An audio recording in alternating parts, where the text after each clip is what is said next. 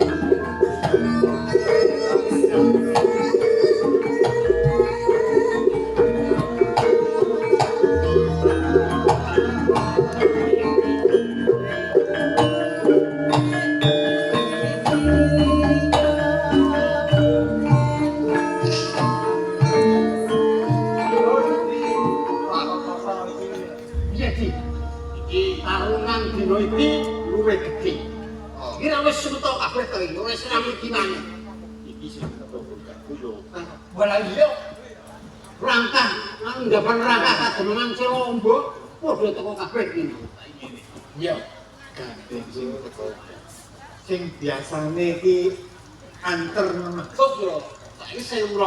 Lah iya. Lah soalnya butuhke duit topas ya. 1.200 tak iso ngandang parengan sakarungan 400. Iya. Iya. Banyu-banyu di siapke. Sing anggo makan jago yo disiapke sing tak siapke kabeh. Iku apa karo nek iso ki jago-jago sing jowo. Iya, iki pisane sok. iki ayo pokoke ana dhewe di atas. Dream Wah iya. Monggo Des. Wah iki lho adon-adon gedhean kok sing mampring. Bos, Lah iki kok Wong blas do sami ngopi jadi kok blender-blender kok anu sing sekel kok. Wah, komplit. Kok ganti iki botoke. Lan bakal kerja dateng ampun semelang deh. Niki negeri botol undang. Artane kata sama ngajeng wonten pinten boten bakal. Wah ditanding sik. Ditanding. Sik. Iki aku yo nggawa botol sing kondange. Tak tandingin. Juragane bis. Wah, ayo Dirangane piye? Wah, tandingke. Botol apik ya. Gose. Wah. Terus seneng apa? Oh, iya kok belas banget. Kok gak rawani iki kok. Wah. Awake dhewe kok rawani yo. Gonmu menang gede.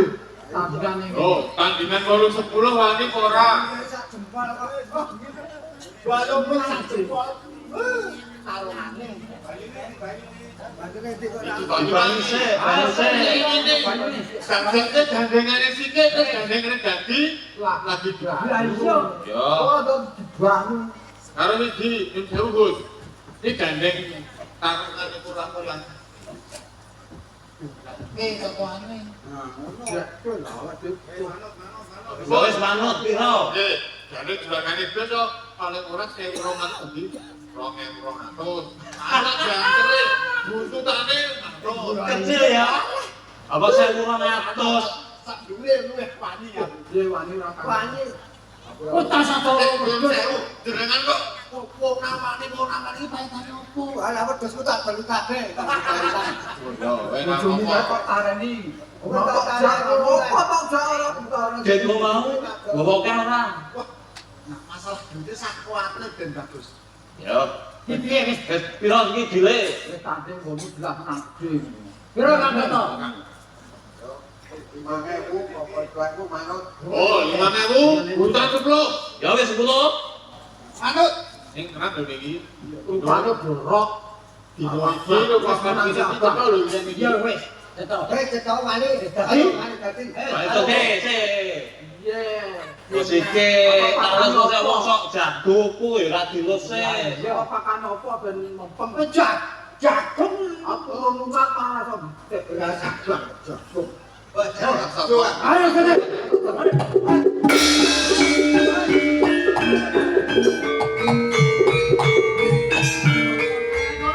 Iso seret bola.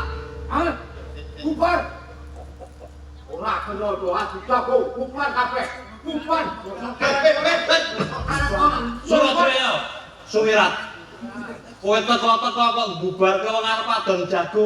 Kamu iki piye? Nun sewu bagise. Milo aben sawu ngoten Siti Bantul kadhaken. Lan kawontenan kademan samboten tentrem bagise.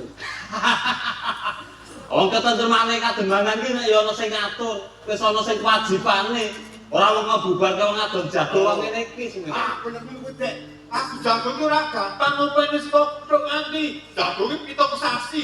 Tegese kok mati jago iki wong sabar. Lha iki kudu bubar, bubar ora iso bubar. Surabaya. Karepmu iki kepiye? Pene Gus. Tetap bubar. Aku panun terminko. Ora Ora iso. awes lah kedadian Lah ya. Gus, jenengan niku Bubar piye? Muatos iki nek ya wis ana sing ngurus. Iki wong adon jago. Ngeten bagise. Tetap bubar iki kok. Wah, kok kosong langkah tetap bubar. Jajan golek duit Kowe kondo dari butuh duit, kita lumpuhke duit dukune kowe kok kowe kepenak dhewe kok Ojo keputusan manuk. Ojo keputusan manuk. Ngeten bagise. Piye Sumirat? Lan wonten sawening tiyang ingkang dados tumbak cucukan. Mila aben sawu menika sampun kadengan dening Kadit wonten katon bagise. Terus kula suwun aben sawu sakmenika dipun kadelaken. Pinten sampun mari sampun aman. Saged dipun ajaraken. Ora iso. Iki sing kaya ngopi lho, Kang. Jago iki kudu teruske. Ambil Gus. Lalu jenengan Gus. Dengan mani tanggung jawab perkawin menika. Perkawin menika dengan mani tanggung jawab. Surabaya. Sumirat. Nek ana apa-apa aku sing tanggung jawab. Ya, Sukoco. Oke. Oke, panjenengan sumangga. Monggo. Sumangga menawi jeneng tanggung jawab. Wong boten tumut-tumut. Menawi wonten-wontenipun monggo. Yo, aku tanggung jawab.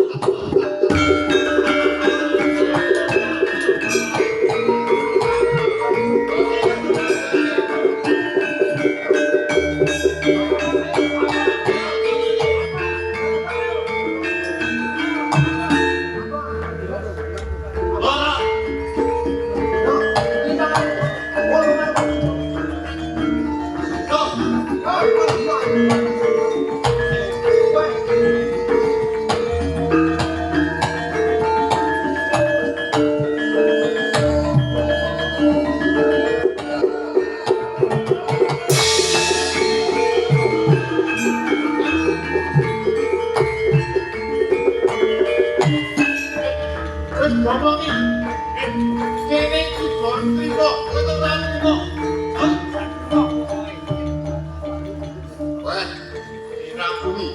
Yo, aku Weh, ada. gue tidak akan jago. Yo.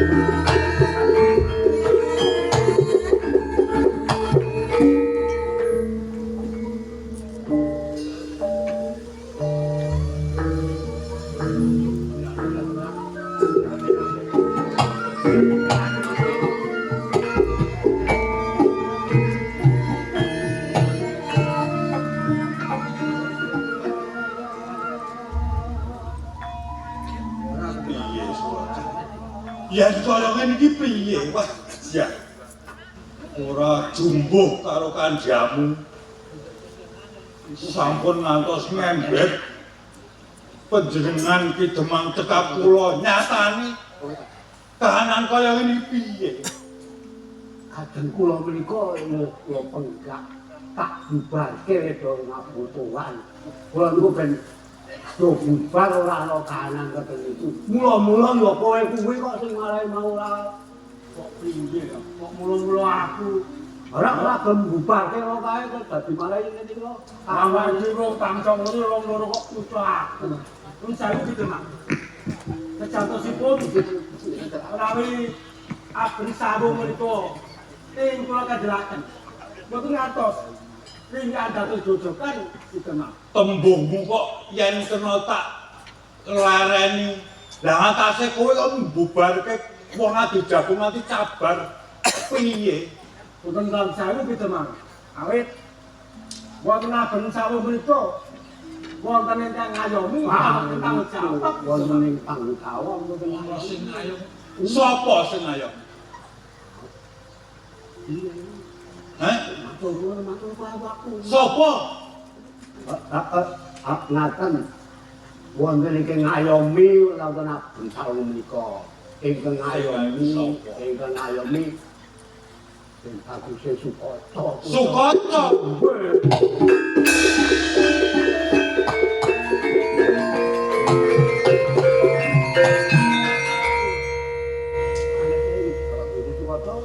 Waneni apa wae tak waneni ning gandeng ben bagus Sukoco rawani.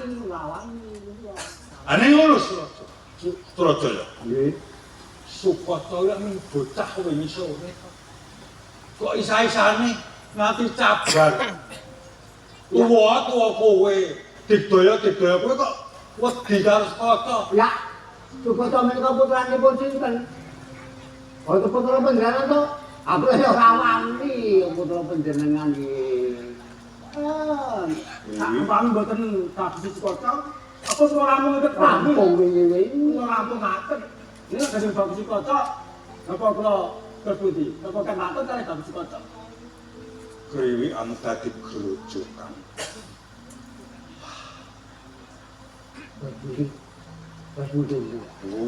Urung cilik pocot kalgaku gede gantung nang alun-alun yen ati ketenangan Sang Prabu Insela Kencana. Ing panjenengan sampun wasi Malang. Panjenengan baturi dinten pendengaripun wonten kasemangan. Kula badhe ngrampungaken perkawis menika mangke. Le arep iso tentrem bae kepriye Surajaya yen kaya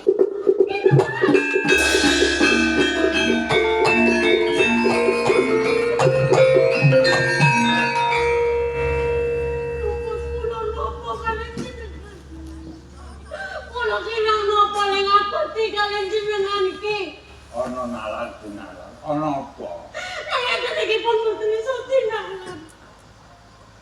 Kula ora ngira babar pisan. Yen kono sing jenengan parengke kalih kula. Tinggal keluarga, tinggal anak-anak itu niki carane bagus. Kula mboten nyono babar pisan iki. ngono ya. Sekawe karepku kuwi ya kanggo mrajakke keluarga ya anak. Kula mboten butuh protes kula ngeten iki carane. Kula wirang. Anak-anak nggih wirang keluarga wirang. Panjenengan menika ora protes ya, Pak. Sing kutune jeneng kata bapak iki ning para kamu lho kok dadi kaya ngono.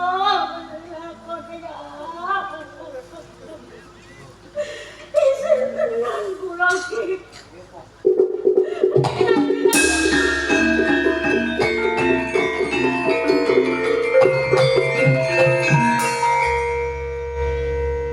Apa meneh Pasunatan rajanipun para pagon sami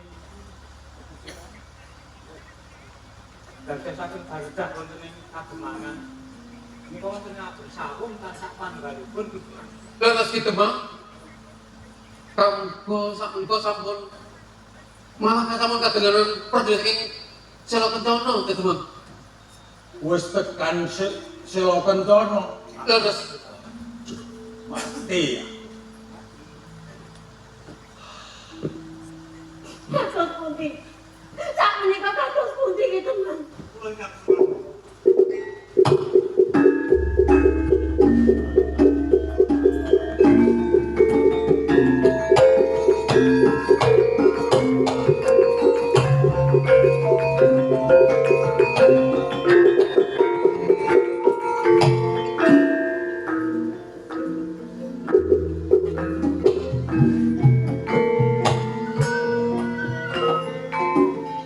Lelakon kok kaya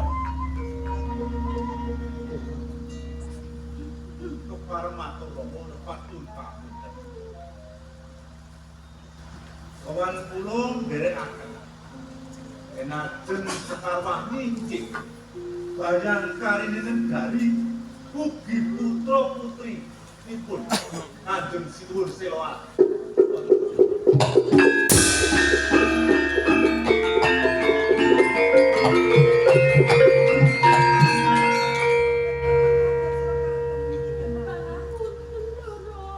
Nyuwun pangapunten Denasi. Boten perlu kaget kula saged pangertosi sedaya lelampahan ingkang dumados wonten ing kademanan. Injih. Watu abu mriki Dipun ngapunten Ndoro. Sinasa kados menapa? Nggih. Lelampahan menika panjenengan kula jodoh Denasi.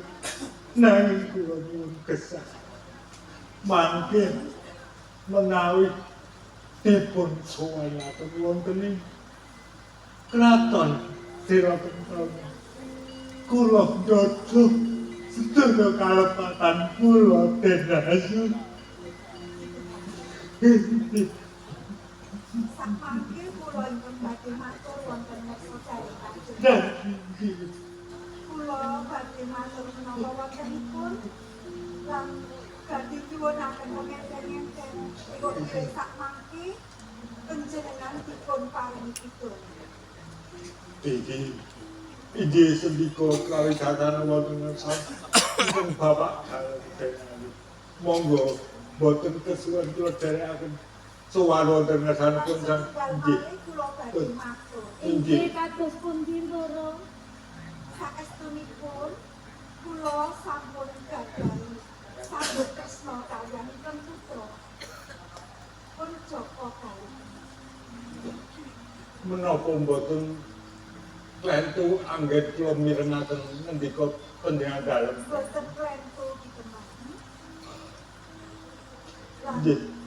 Kakang Joko kali menika itu yusani ngertos wonten pundi papanipun dan kangge apun lajeng. Menapa menika sawuh kan sanes-sanesipun. Mila sakmangke kula matur nyuwunaken pengantenen kagem kalepatan panjenengan. Kula namung pasrah jiwa raga kula kenali. Sinaosa kados menapa kemawon bebasan batang ditutup-tutup ana gandhanipun dumugi pundi-pundi. Jer menika lelampahanipun tiyang gesang tenae. Ing saestu Injih sampun lungguh kalepatanipun. kejawi mengkono kula kapok ngomong sepisan di menika kemawon. Boten badhe pun maksud Boten babar pisan. menawi ngaten monggo kula dherekaken sowan wonten ing kraton. Monggo tenan.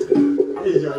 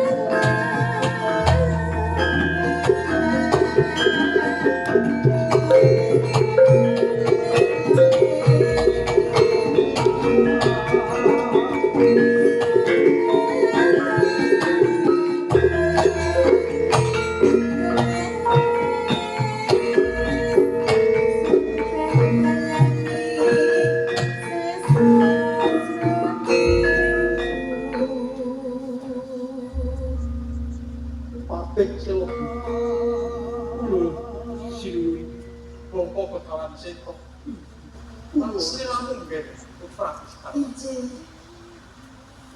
kahanan wektu dina ditepi kabeh puspada suwana ngersani coba Injil. Kepamun sing pangapunten dalem. iya ora Kula sowan sampun nganti ditebang Ratu Ambon. demang laku apa sudokan Lan sampun ngakeni menapa ingkang dados lelampahan ing Watu Ambon. Monggo kula aturi ndamel. demange pradongsa demang pradongsa Kadongso. Dun Kadongso. demang pradongsa kowe sapa kowe sapa Ngo. Yo. sing tak dangu iki demang pradongsa ora kula demang pradongsa Inggih kula Sinuwun. rumangsa kedubung aku dadi demang kaya kuwi awit saka pangertiku kowe iki dekku apik menawa Inggih ning jebul nggonmu dekku wong tak nggon nutupi lelakon sing ora bener piye sira Punten dalem sewu Sinuwun. Sakmenika tembang pradongsa sampun dipun sowanaken punten sekalem mila kawicaksanan kula aturaken sak wektaipun dhateng sampeyan dalem Sinuwun.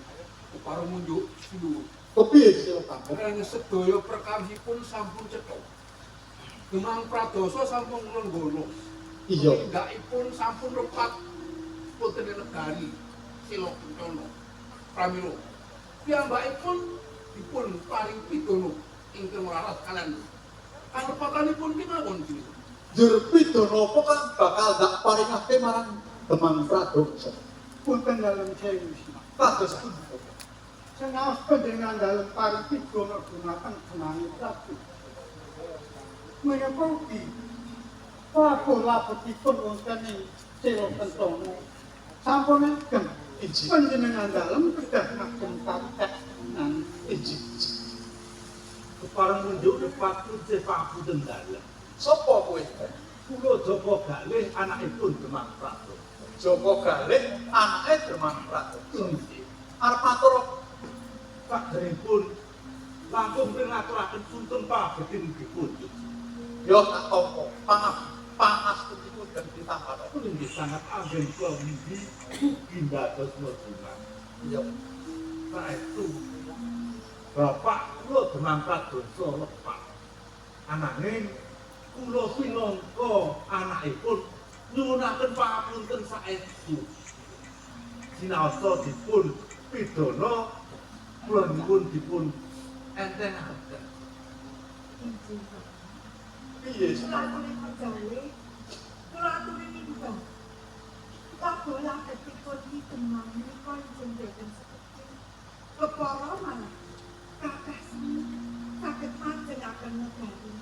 Wonten ing yo Paring munjuk Sinuwun piye demang menawi panjenengan badhe ndawahaken pidana menapa kemawon kula badhe sagah boten badhe silak amargi mengke upami dipun entengaken ndak kangge tepa kula mara praja sanesipun kapejah ana nderek Sinuwun.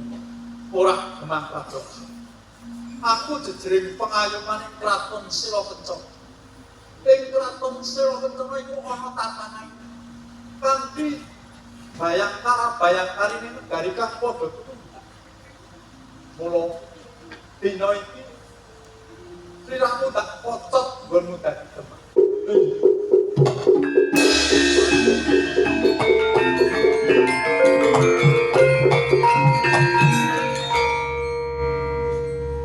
Piye? Sasampunipun Ki Demang dipun foto kaliyan Iya, kepareng kula Mas. arep matur apa?